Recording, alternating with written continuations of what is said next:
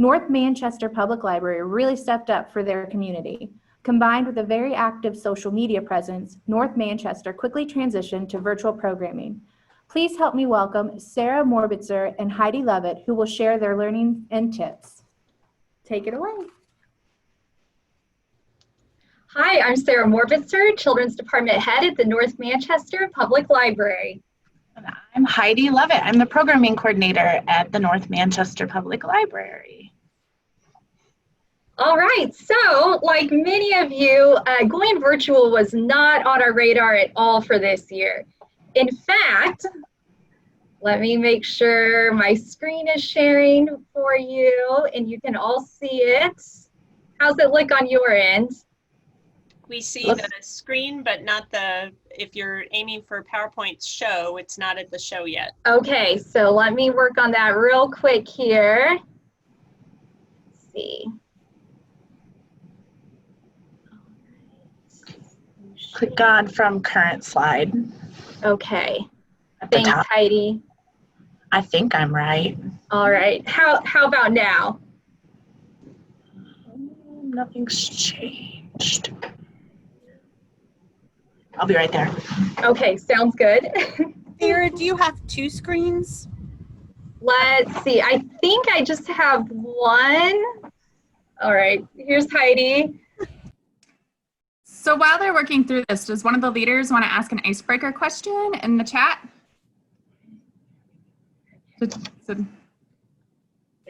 All right, okay. How's this? Much better. So Okay, perfect. All right, sorry about that. All right, so as I was saying, going virtual was not on our radar at all. In fact, on March 13th, we posted on our website that due to COVID, we would be canceling our huge St. Patty's Golden Egg Hunt, but we had no plans to alter hours or services, and we intended to continue the rest of our regularly scheduled in-house programming for the time being. Just 3 days later, the board decided we were going to be closing the library totally for the next 2 weeks until at least Monday, March 30th. So we went from only canceling the big stuff to canceling everything within a few days' time. By the next day, we had a lineup of Facebook Live story times, thanks to Heidi, our program coordinator. We had dabbled in live streaming Facebook before, but that was the extent of our virtual programming. By the 19th, we had a full week's lineup of virtual programming: origami, paper crane, story times, kids in canvas, draw, paint, and learn, and paint like Bob Ross. Yeah, that's a gecko mask. I have an owlette one too. They might be my sons. Oh, this is me. Sarah's looking at me like, Heidi, it's your turn. All right. So we had, we threw some things together for the end of March. Everything was very rushed. As you can see, everything was just a few days apart.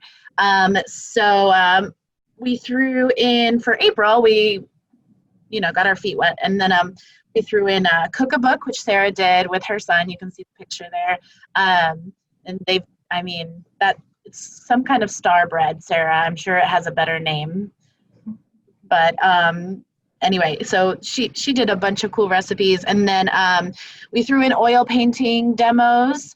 So the sunflower there was one of our demos. And then we also threw in Lego Club challenges.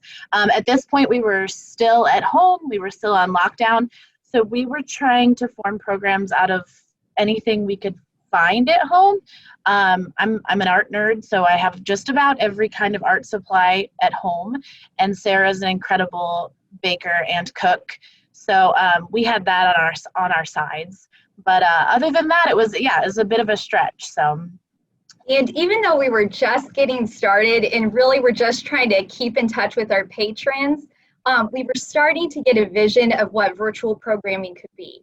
I've always wanted to do a cooking program at the library, but we don't have a stovetop here. We don't have an oven, and buying food for the type of crowd that would show up for that would be really expensive. But because of virtual, I could do it. And Heidi's oil painting programs have always been super popular with patrons. And we've had requests from people for things like, oh, I'd love to get like deeper into the techniques of how you do things. But in a big room with a setting, it's hard for people to get up close to her canvas to see how she does things. It also didn't make sense to ask people to come in for just a little 15-minute demo, to take time out of their schedule, drive from their homes just to watch that. But with virtual, a whole new world opened up to us where she could do things like, okay, here's how you do the Bob Ross pine trees. Here's how you do flower petals. And thanks to virtual, she could zoom in, and our art-loving patrons got a really great course in art techniques. And I'm going to show you one of her time lapses, and I'm going to go ahead and play this for you.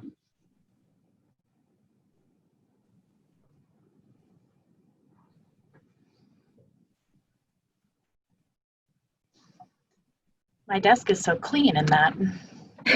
You should see it now. Yeah, it did give a close-up look of, you know, what I could do in a class, but people couldn't really see without being right on top of it. So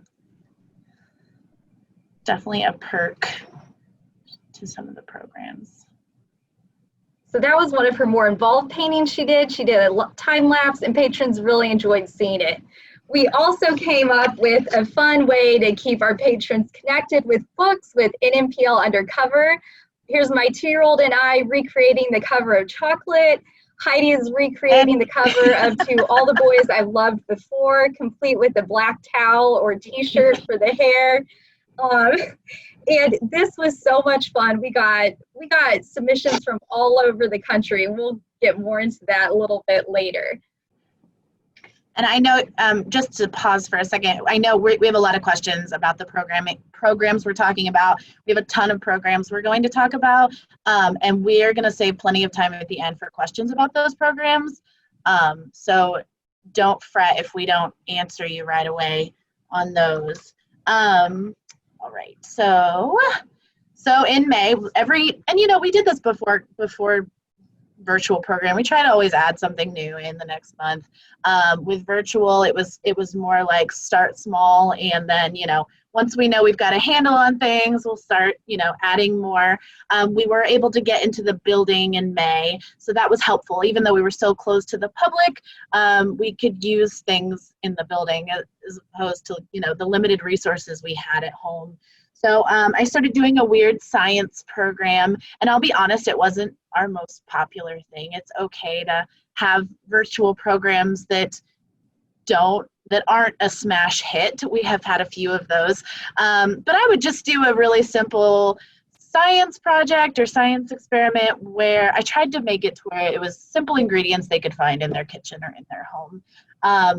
You know, fun chemical reactions, things, you know, I think I did the exploding bags and one exploded in my face. You guys should look for that video because that's definitely fun to watch. But yeah, I just sat in our makerspace and went live and did the science experiments. We also started putting together activity kits for curbside checkout.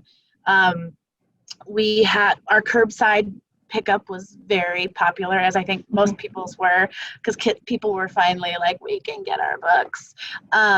So we started putting together our first few kits were the paint by numbers, the watercolors. We had the cardboard threaders for toddlers. There was something else too, but anyway, those were really popular right off the bat. And Sarah started doing self-care Saturdays also in her kitchen with little guy David, and also unboxing videos, which I thought were great. So yeah, with the unboxing videos, when we would get shipments of books, we don't count this as a program, but as another way of keeping in touch with our patrons. I'd film myself opening the books and maybe show some of the pictures and illustrations, read maybe the cover description. And it was just another way. We're constantly looking for ways we could stay connected with our patrons and make them feel like we're still part of their lives, even if they can't come into the building. So in June, we added some new programs as well. So each month we'd have a bit of a rollover. Some of the programs we would carry with us all the way through, some were just for a month. So in June, Heidi did a sensory idea club, which is really great for parents of young kids because it really focused on items that were easily found around the house and that really develop kids' sensory tactile experiences. We also did I Spy challenges. Heidi started doing doodle clubs for kids who wanted to learn how to draw things like robots and monsters and fun things like that. We did Firefly story times. We tied it in with the Firefly Book Awards for the state. And I would read a different Firefly nominee each week and do a craft or a song or some kind of activity that went along with it and encourage people to vote for their favorites. And then Heidi also did virtual slime times, teaching kids how to make slime at home. So, so summer reading looked a bit different this year. I'm not sure how every library was, but I think the general consensus is pivot. You had everything figured out and then you didn't have anything figured out. So we are a small town library, really small. We've never done virtual summer reading anything. So at the very last minute, and we'd been tossing around Beanstack or, some of the other, oh, that's cute. Sorry, I'm getting distracted by the chat. I need to ignore it. I just want to chat with all of you right now. Yeah, so we thought, well, if we want a summer reading program, which we knew we didn't have to, I don't think the state required it this year, but we couldn't imagine an MPL without a summer reading program. For a small library, we've always had a huge turnout. Kids remember it, adults remember it from when they were kids. I mean, it's one of those things that everybody looks forward to. And we put a lot of time and energy and excitement into it. So we thought, well, it's going to look different, but, let's see what we can do. So we did end up jumping on the Beanstack train after reading lots of reviews and doing some research. Luckily, we had some funds saved up that left over from last year. So that was a lucky kind of, well, we can also afford it because it's not cheap, but their customer service is incredible. If you don't have Beanstack and are looking for Beanstack, it's a really great program. Anyway, we switched our format. We still did paper versions, but we were able to switch a lot over to where it would work virtually with Beanstack, and we had a lot of fun with it. I was a little, I was a little worried at first because our sign-up numbers were much lower, but then after talking to other libraries and other librarians, that was also pretty, normal across the board. And we ended up having a good program, and I think even though it was smaller than what we usually do, our community appreciated some kind of normalcy in all of this, even if it didn't look exactly the same. So what you're seeing is the donut pillow was one of our teen prizes. The fondue pot and cookbook were one of our adult prizes. Let's see, the ice cream cone suckers were one of our children's prizes, and that's our children's t-shirt. At the end of whoever finishes the program, adult and children, they get a t-shirt that we design. Our teens get a hoodie. And I know everybody's like, a hoodie in midsummer? Like, what are you thinking? I'm telling you, they wear them. They will wear them when it's 100 degrees outside. I actually went to my teens and asked, what will make you join the summer reading program and finish it? And they said, I want a hoodie. So anyway, I think that also comes from being the small town library. If we were one of you enormous libraries, we probably couldn't do hoodies for everyone, but it's worked the last few years. So anyway, Sarah, did you have anything you wanted to add to summer reading? Yeah. So in the midst of trying out summer reading in a completely different format, we also added some new programs in July. We did just one chapter. Heidi would pick a book off the YA shelf and read the first chapter from it, and really pique people's interest in books maybe they weren't familiar with yet that way. She also offered a What Are You Reading Now book club for the between age on Zoom. It's one of those things we tried, didn't get a great response on, but it was worth putting out there. We also did paper making, nature club, diet, and adult activity kits. And with these, it was really neat because we were able to supersede like space and resource limitations. So we'd had some paper making supplies donated to us the previous year, and I'd really been wanting to use them, but the cost of getting enough decals for the amount of kids and teens we typically have showing up for programs would have been prohibitive. There also would have been the problem of where do we lay out all these handmade papers to dry before they can be transported. So it was something I wanted to do, couldn't come up with a way to do, and then virtual came along. It was like, yes, now this is possible. I can show people how to do it, give them ideas for making and doing things in their own home, and offer this program I've wanted to do for a while. The same with diet. Like I said earlier, we don't have a stovetop, so I really wanted to do a program teaching people how to use natural dyes to color their clothes or pillowcases or whatever. But the problem was, okay, how do I do that? First of all, with no heat source here, and then how do I do it safely? Especially if kids show up or even some of the younger teens. And again, virtual came to the rescue. It helped us see there were so many programs we could do and offer that we previously wouldn't have been able to do in person. So it went from being something where we're just trying to keep our heads above water and keep in touch with our patrons to it really expanded our creativity, and we started looking at opportunities for what we could give our patrons and provide them with. And Heidi had her first adult activity kit, and I'm going to show you a quick clip of that. Here's the little advert our marketing coordinator put together for it. So it was a really fun wood painting kit. It was really popular. Those went in no time flat. Yeah, they were great. I've been, like I said, I keep getting distracted by the comments. I don't know if it's, I mean, should I answer all the questions now or should I wait till the end? I don't want you guys to forget your awesome questions, but I did see one that said, Sarah, let's see, did we get more of a response to the unboxing or the just one chapter? And I wanted to just say that the unboxing videos were for children's books, and the just one chapter was YA. So, but that's still a good question, I guess. I don't know. I think they were about even in their I'd views. say so. Would you say so too? Yeah. I feel like they were about even. I know there are a couple programs that were like not good at all, and I'd just be like, no, that didn't do well. But those were pretty simple. And with the unboxing, I don't schedule those ahead of time. If a box shows up and I've got some time, I'll go live. It's not announced or anything, because it's not something we're trying to get program numbers for. It's just a fun way to help people who maybe still don't feel comfortable coming into the library. They can at least see what's coming to the new bookshelf. With just one chapter, that's on our calendar. It's announced on our Facebook page and Instagram and website. So it's neat to have that flexibility of you don't always have to announce a program or some kind of feature on your library to do it and get views.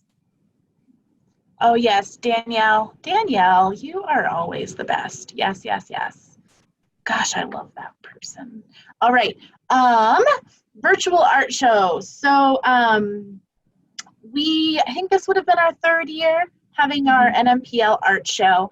It's usually kids and teens. We've always done it for. I don't know why we didn't include adults. It sounds silly now, but anyway, in the past years we did a kids and teen art show. It was really fun. We set it up really fancy in our large common room, had cookies and drinks, and kids would invite their parents and grandparents, and everybody would come and see it and get dressed up. And it was just a really fun event, and it was so easy.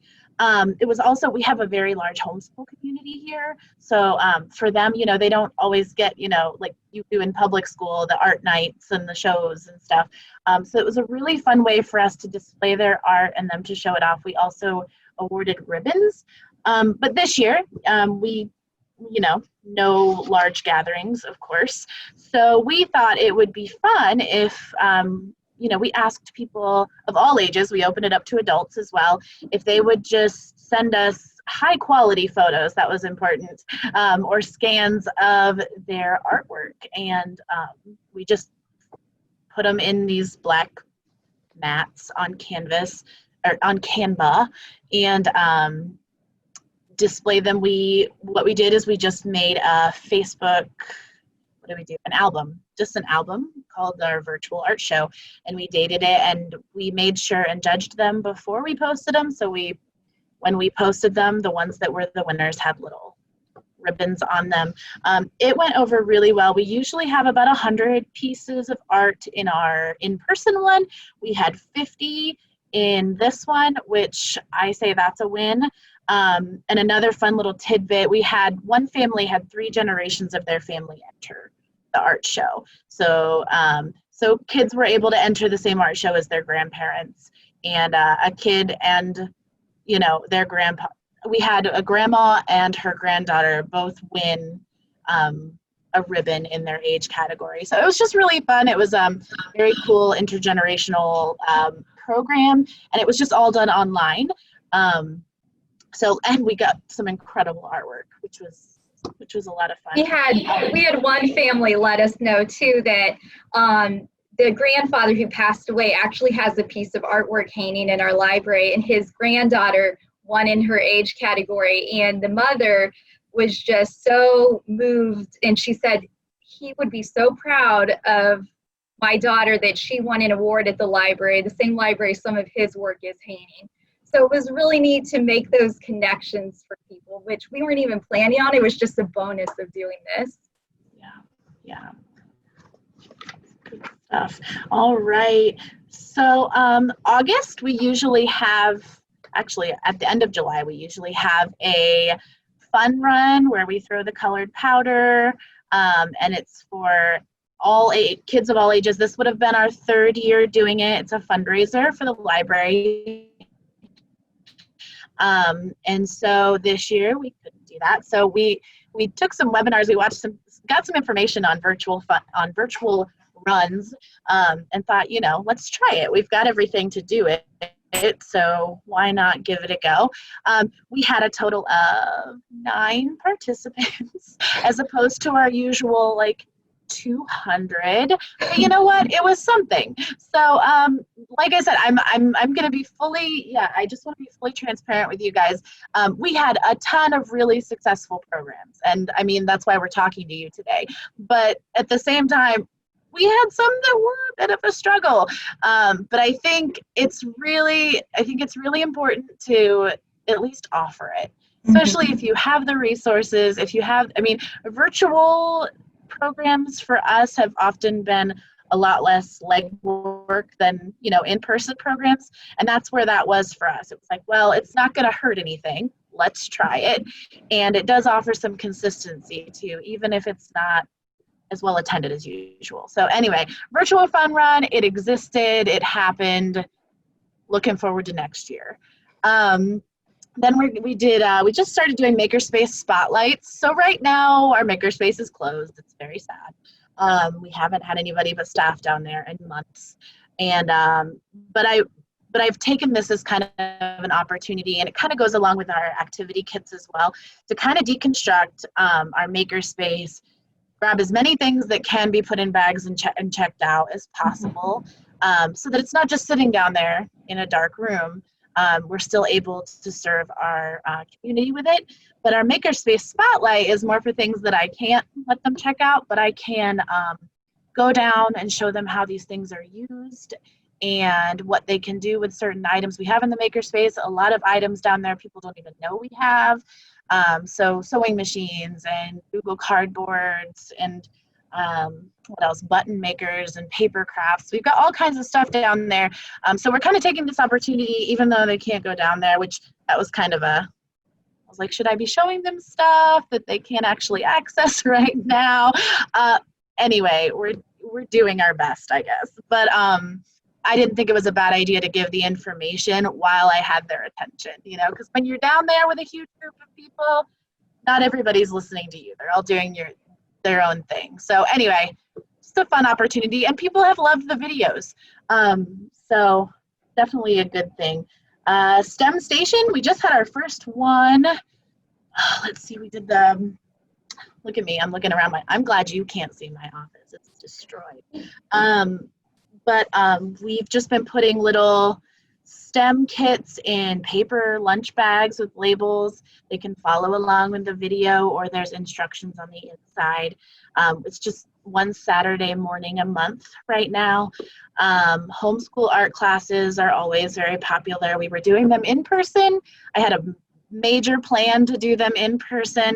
I did a test run last school year and it was really well received.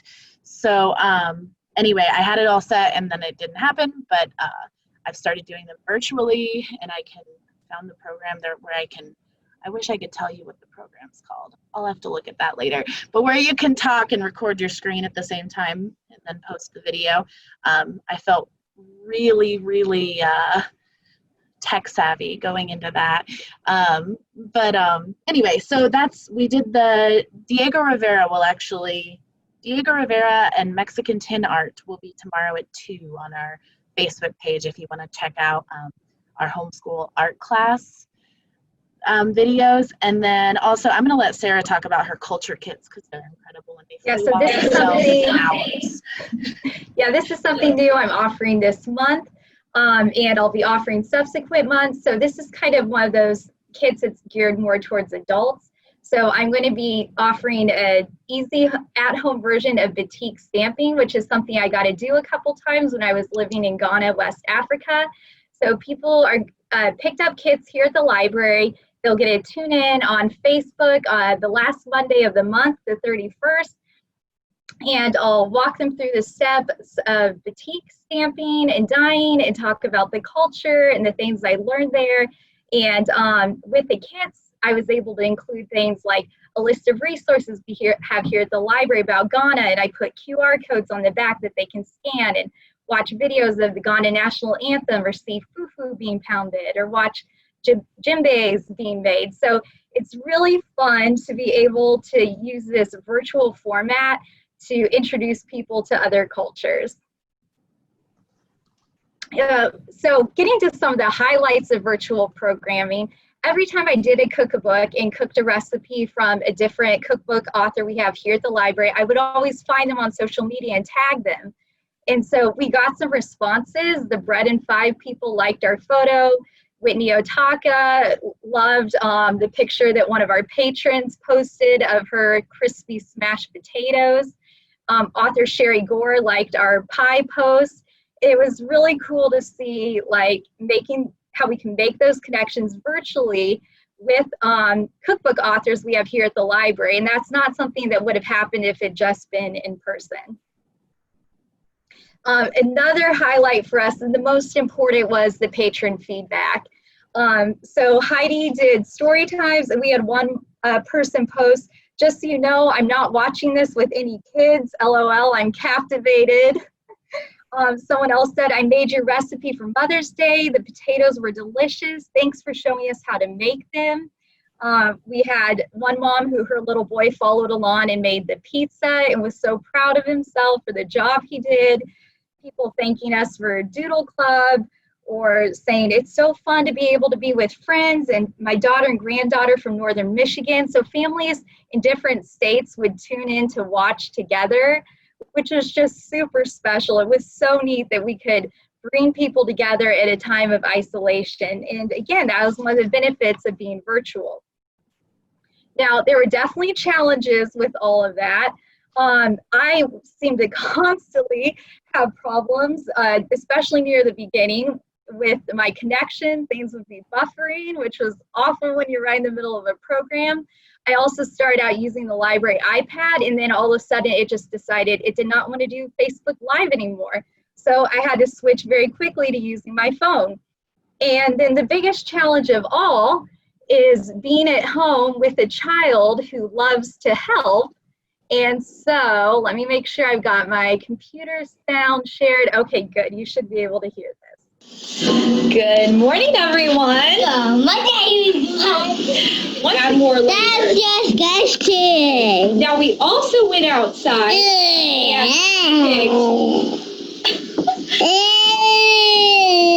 picked oregano out of the herb garden. And how whether you're a really busy, large family who has children who like to lick the cupboards, or if you're a single person, you know, all the kids are gone, it's just you in the house or whatever, this can work for you. I don't care.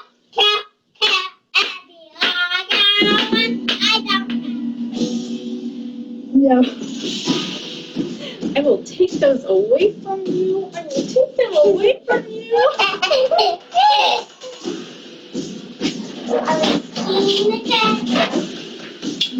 David, you see what we're doing? We're making a tunnel with our fingers so we don't.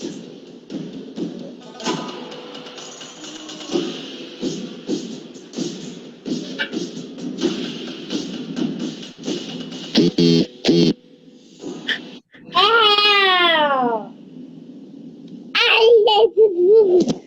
It's a wizard. Mommy? Yeah? Can you say hello to everyone? Hello, everyone. Well, So yes, he was picking his nose in that last one, and I didn't even know it.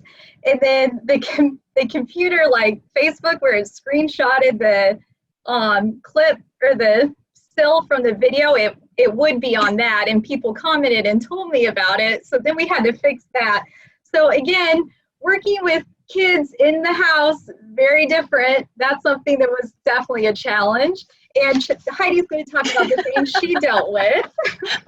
Sarah made this slide and it cracks me up. So my house is made of concrete. Looks like a 1950s bunker. It's cool, but I'm also in like a dead zone. So that on top of a concrete house, I get like no signal whatsoever. I was taking home library hotspots, trying to get something better than what my Wi-Fi was doing, but it was tricky. So a lot of my early videos from home are grainy, and I kept having patrons like, why is it so pixelated? And I'm like, folks, I'm doing what I can.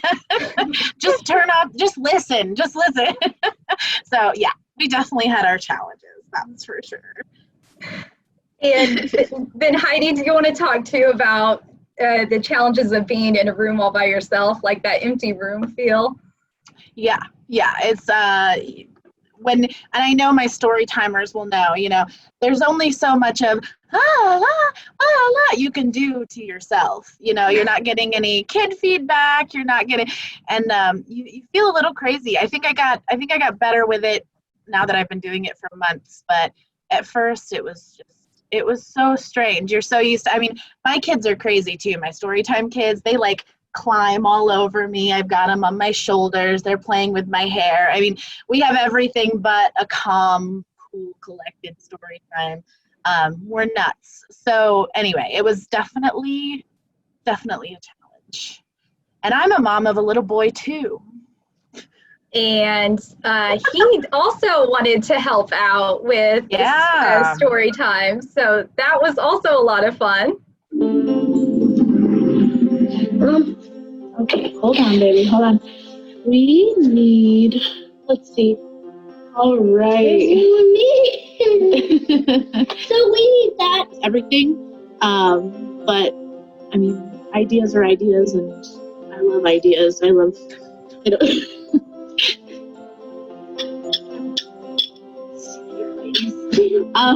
do a couple of kids paint along videos next to have fun. Oh man. Yep, things are pretty real here too. So anyway, we should not ever do this. You should never do this. Next time, won't you sing with me? Yeah, all right, everybody. That's a fuzz on my fruit. I didn't get that Don't on want my fuzz on your fruit. Yeah, you're a Should we just look? Yes. Dad want to look?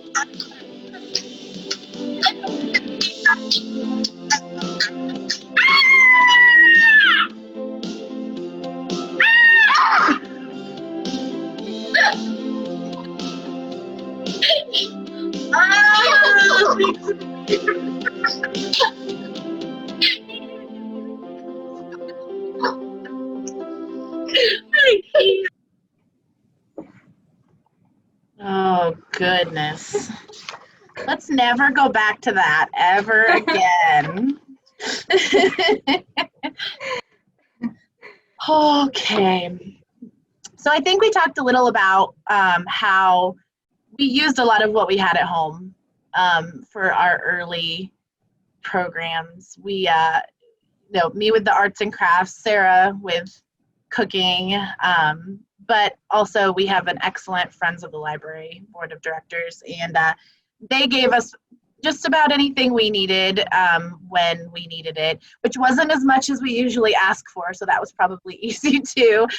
Instead of supplies for 25 kids, we just needed supplies for ourselves to do it and record it. So Sarah, do you have anything for that? Yeah, it was one of those things, like with the cooking, it was stuff I was feeding my family, so I was just using stuff I already had at home, and it didn't cost the library anything, which can be another benefit of virtual programming, the lower cost.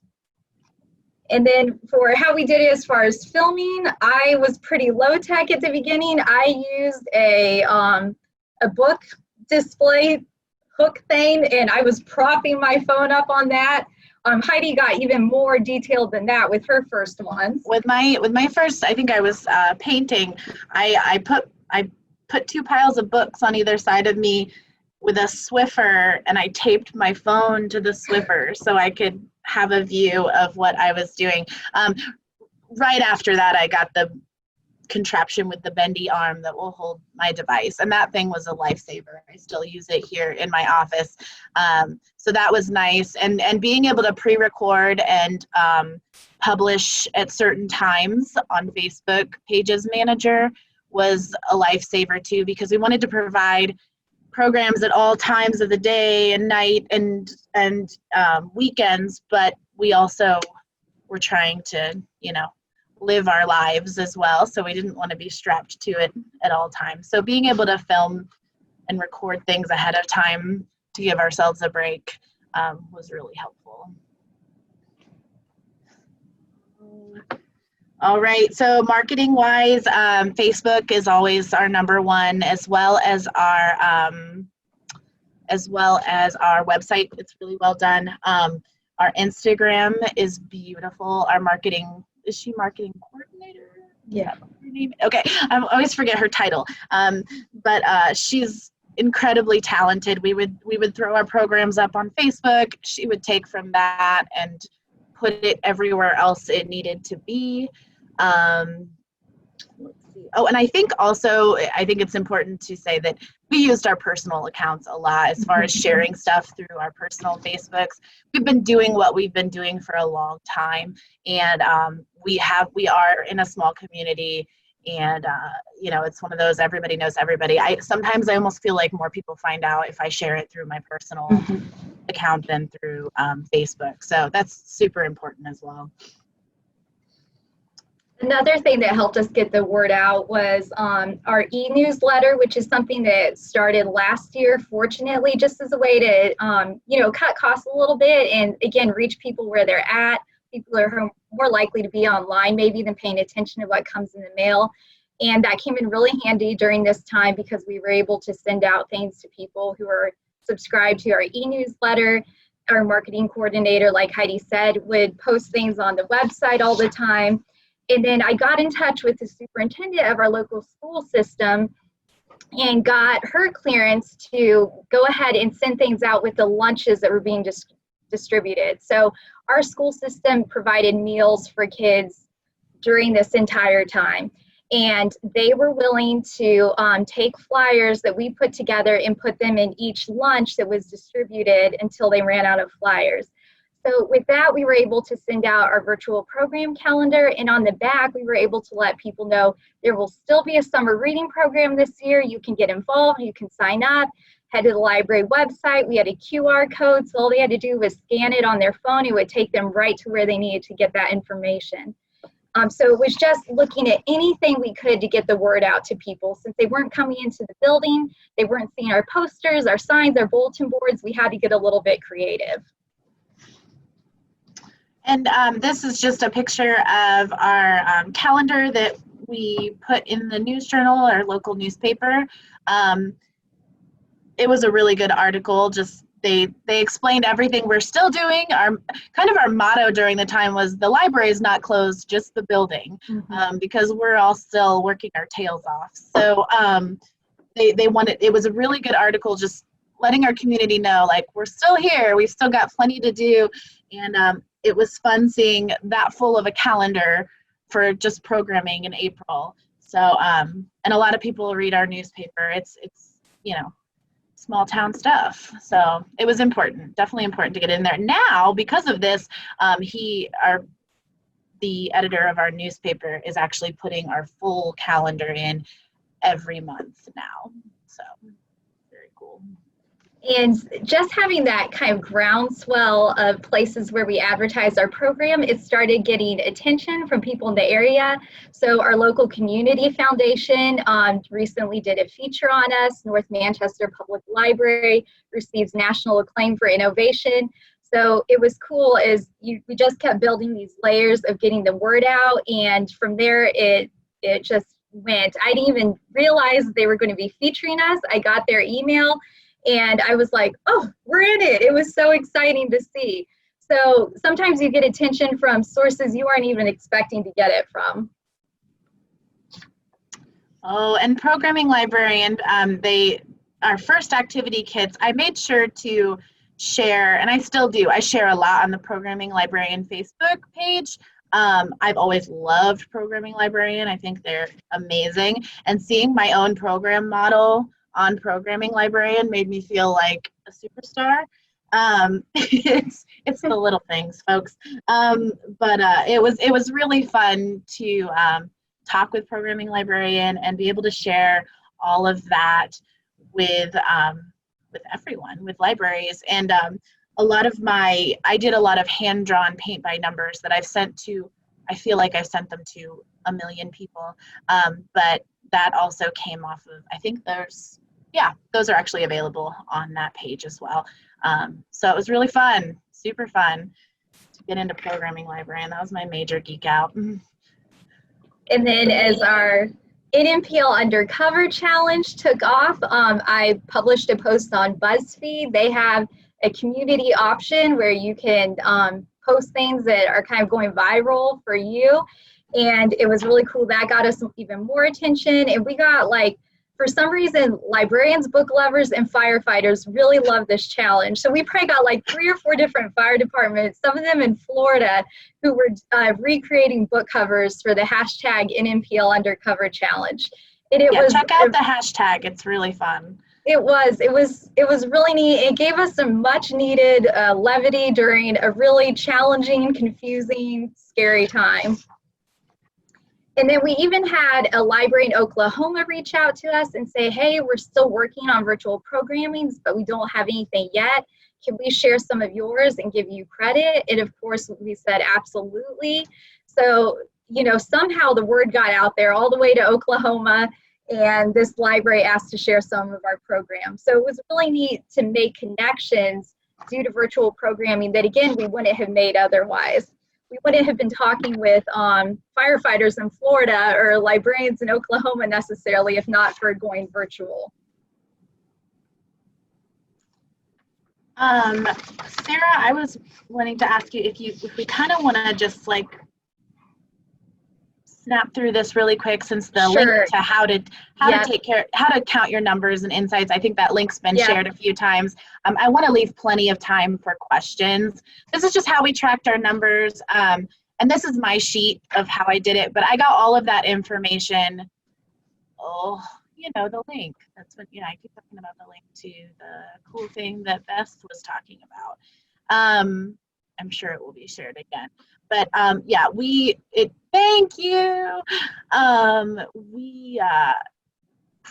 I mean, like most of you, we would just count, how many programs we had and how many people were there. For the longest time, it would take no time to do the numbers. Now we've got quite a few more columns to fill out, but it's been pretty cool to see the difference. But this is what my chart looks like, and I got my information from that link that Beth just posted. Stats in the time of COVID, super helpful to figure out, well, I don't know how many people are coming and I don't know this. You also start to look at those Facebook numbers a little closer, realize what they all mean as far as live views, as far as, how many views or how many reaches or all of that. But also I'm sure a lot of you have figured that out by now too. If you do have any questions on how we did that though, since we kind of sped through that part, I do want to leave plenty of time for questions.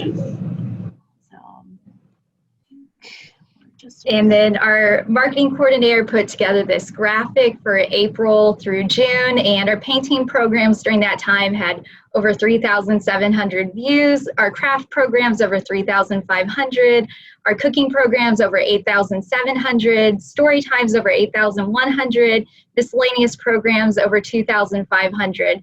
So it's really neat to see that, like, even though we're a small library in a small town, going virtual, we were still able to reach a lot of people and to maintain those connections with the library, which was so important during this time.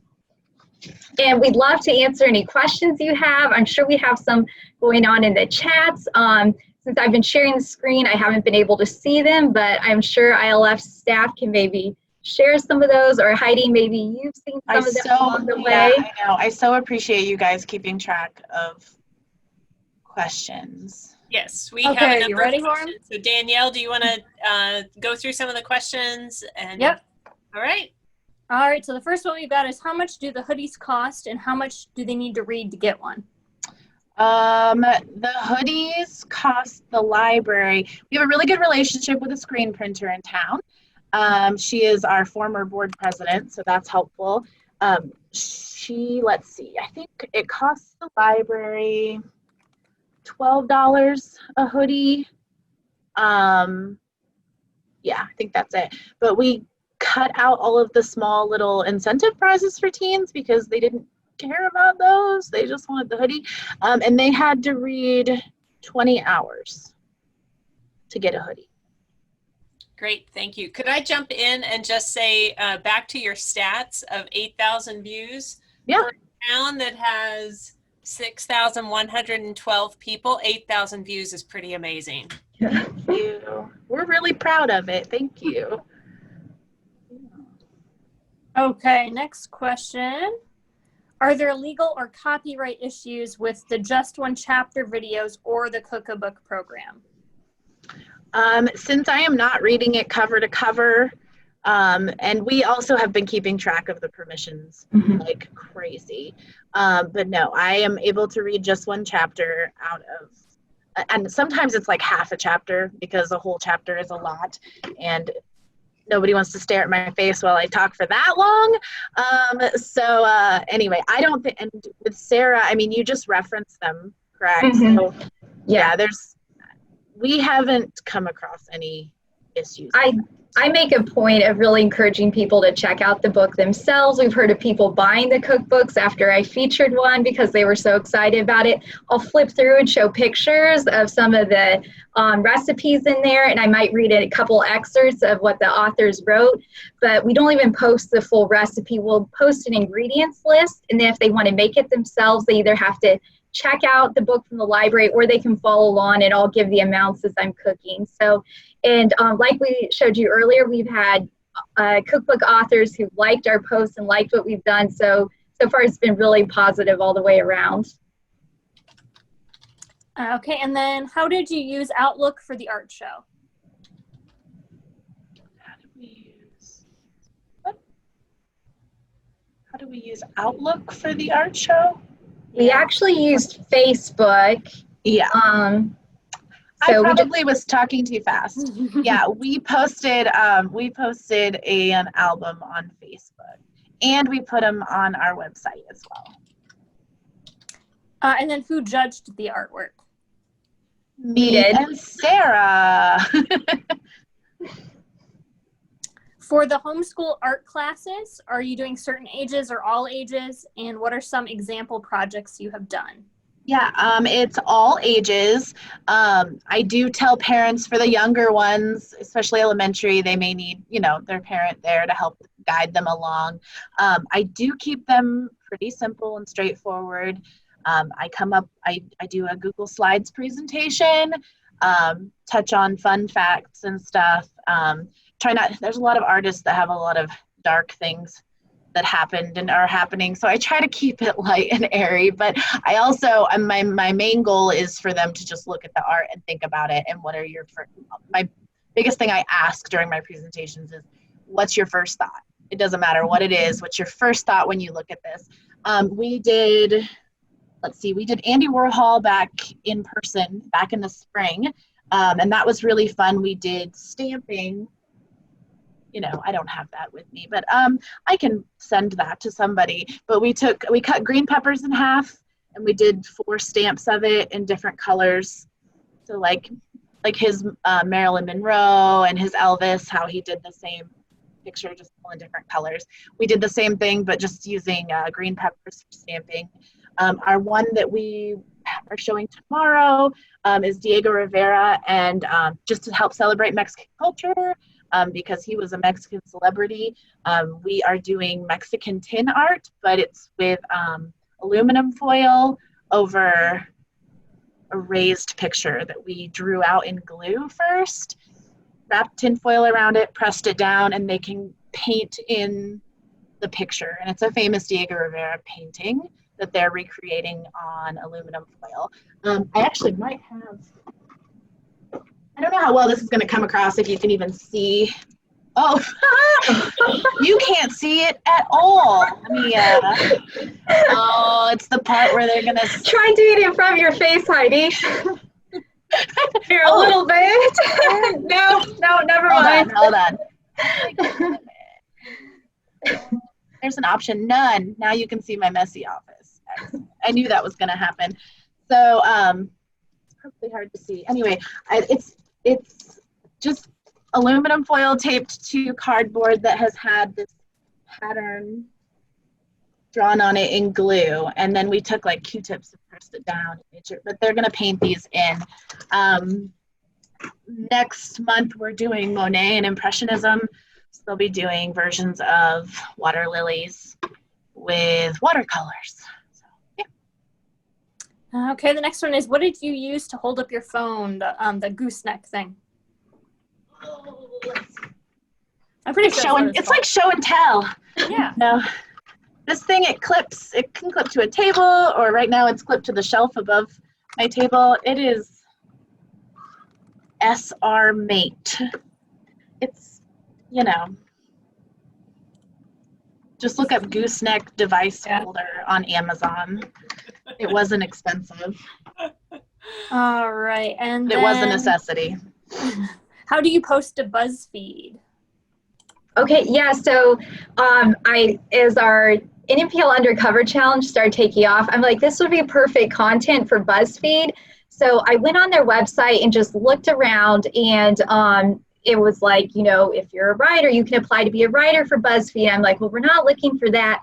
Then I found this community option. And in the community option, you can post things personally yourself. So that's what I use to post ours. And then we sent out the links to the other libraries and the fire stations and the patrons who participate in the challenge. And then they shared it with people that they knew and were like, hey, look, we're in BuzzFeed and everything. So it was actually a lot easier than I expected to get on there. I was hoping that like BuzzFeed itself would pick it up and post it on one of their main pages. That hasn't happened yet, but I have seen some other libraries are doing book recreation challenges too. So maybe they got the idea from us, who knows? We like to pretend they did. Yes.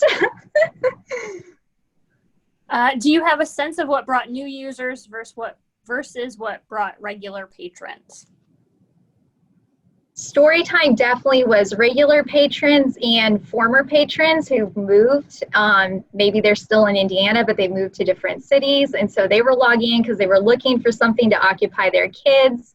And then I would say with the sharing feature that we use, either sharing with our personal pages or to like librarian groups, that really helped bring in some new people. I think like especially for the cookbook and the painting programs, those ones seem to really go pretty far. Do you advertise ahead of time which books you're going to use for the Just One Chapter and cookbook program? Not for Just One Chapter. It's always a surprise. And for cookbook, I'm Go sorry, ahead. Sarah. No. I make sure I pick one off the new shelf because I want to make sure they come in and check it out after. But yeah, no, it's always a surprise. And for cookbook, we do advertise in advance. We do try to like link with the, those cookbook authors, and we'll post like, okay, this is the cookbook we're choosing for this week, and be sure to check them out. They've got other books on the shelf too. So even if I have one of the copies, people can still come in and get other works by that author when we have multiples by them. For the art program, did you supply these things, or did people collect a list of items needed for the program? So what I do is I supply as much as I can, and then I put a little tag on the outside that says you will need scissors and a paintbrush. I think that was the only thing. I try to make it to where the kids don't have to come back, where everything is just, you keep it, because our activity kits where things have to be returned have to be quarantined for 72 hours and all of that jazz. But for these art kits, if I can provide everything but the paintbrush, then yeah, that's what I do. I always provide the paint. We have those little condiment cups with the lids that we use for either watercolor or acrylic. And then, the activity sheets, I put in coloring pages that relate to the artist. I put in fun facts. And yeah, I think that's it. And then, yeah, I usually on the tags, I just say, provide your own scissors or paintbrush or something. It's never anything crazy that they have to provide that they wouldn't already have. Okay, and the last one is, what do you recommend for patrons that don't have internet access or use the library's Wi-Fi from the parking lot? Kits. Yeah. We still have a lot of things on paper. So if they visit the library during our open times, they can get information on that. There's calendars of what's available. And then our calendars are also noting what comes with a kit. So if they look at a program, if there's a K next to it, that means there's a kit, and they know that they can go pick one up. Our kits also, except for like the activity kits that have, our makerspace stuff in them, but most of our program kits, they do not have barcodes. They do not have, we just let them go. So you don't even have to have a library card to get the program kits.